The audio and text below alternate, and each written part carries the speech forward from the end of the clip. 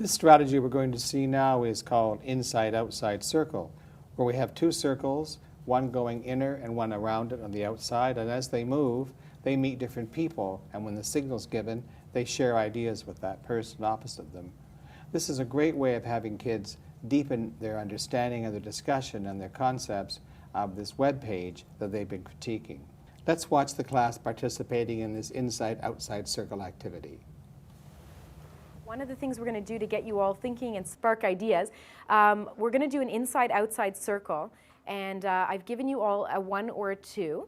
When I say go, number 1s are going to be in the center circle, number 2s on an outside circle. You'll walk in opposite directions.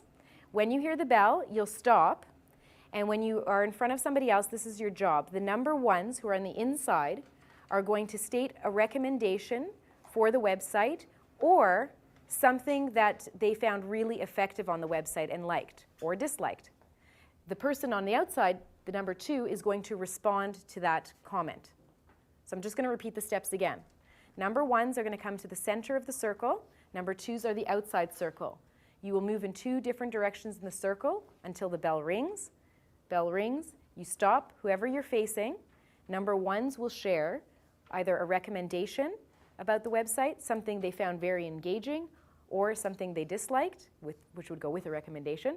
And the number 2s will then respond to that. We'll repeat that circle, we'll move again. You'll repeat it 3 times so that you've met with 3 different people. Okay? Each time you meet with somebody, and the second time around we'll do it the other way around. 2s will share their recommendation and vice versa. Try to think as many different things again and not repeat the ones that you've heard already. Okay? Because following this, you're going to have an opportunity to share your own personal thought. So just to give you a heads up, each one of you, at the end of that activity, is going to share your own personal thought about the website, either a recommendation or something you thought was very engaging. Whoa. What's up? What's up? Okay. Go. Okay. He's talking to her. Oh, okay. All right. Number 1. So I like the fact that it links to other websites that give you more information on the topic of the magazine or article.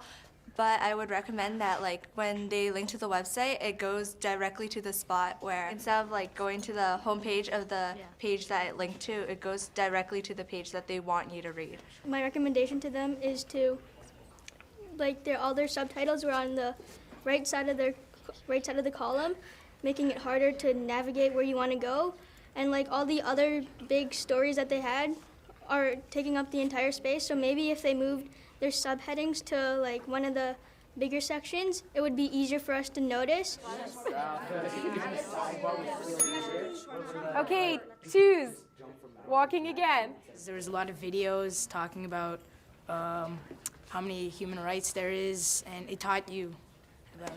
Yeah, I think that was really important because it was directed to an audience like us, and a lot of people don't know those kind of things, and that was a big purpose of the website. Every video had to teach you something. Was that effective?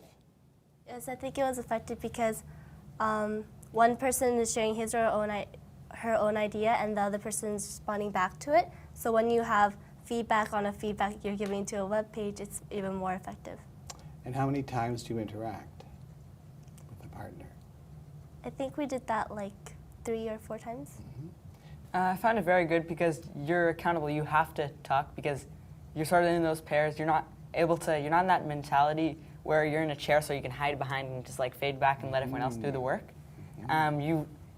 You're stuck with the person that you have to work with, and you just got to give your ideas, and you can't hold back in that way.